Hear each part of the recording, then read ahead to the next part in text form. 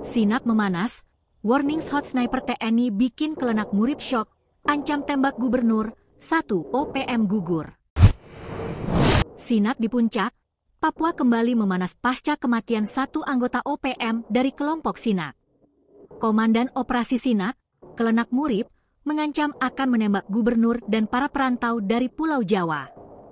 Kami OPM dan saya Kelenak Murib dari Kodam Sinak, saya tegaskan, kami jadikan DPO, yakni nomor 1, ojek, pedagang kios, orang dari Pulau Jawa yang masuk tanah Papua, pedagang, tukang, pura-pura abang Gojek akan ditembak, kata Kelenak Murib. Ia juga mengancam akan menembak gubernur, wakil gubernur, serta anggota DPR RI dan pejabat kabupaten. Sebab mereka bekerja dengan Jakarta. Kami sudah sepakat, kami tidak mau lihat.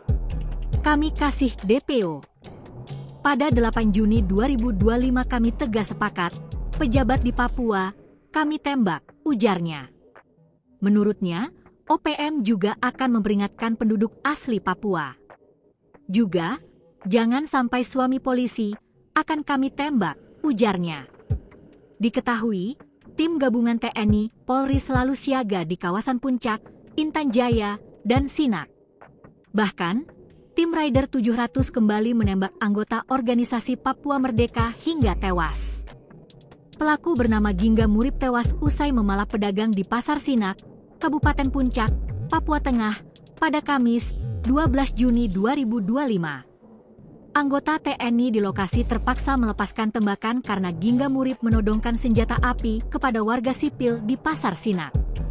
Gingga Murib ditembak di Pasar Sinak setelah mengancam masyarakat sipil dengan pistol, ujar Dandim 1717 Puncak, Letkol Infantri Himawan Adi Sutanto dalam keterangannya, dikutip Jumat, 13 Juni 2025. Himawan mengatakan, awalnya prajurit TNI sempat memberikan tembakan peringatan, namun anggota separatis tersebut tidak mengindahkannya. Gingga Murib dan rekannya datang ke Pasar Sinak untuk meminta sejumlah uang kepada pedagang. Keduanya kabur setelah melihat kedatangan aparat. Download Tribun X sekarang, menghadirkan lokal menjadi Indonesia.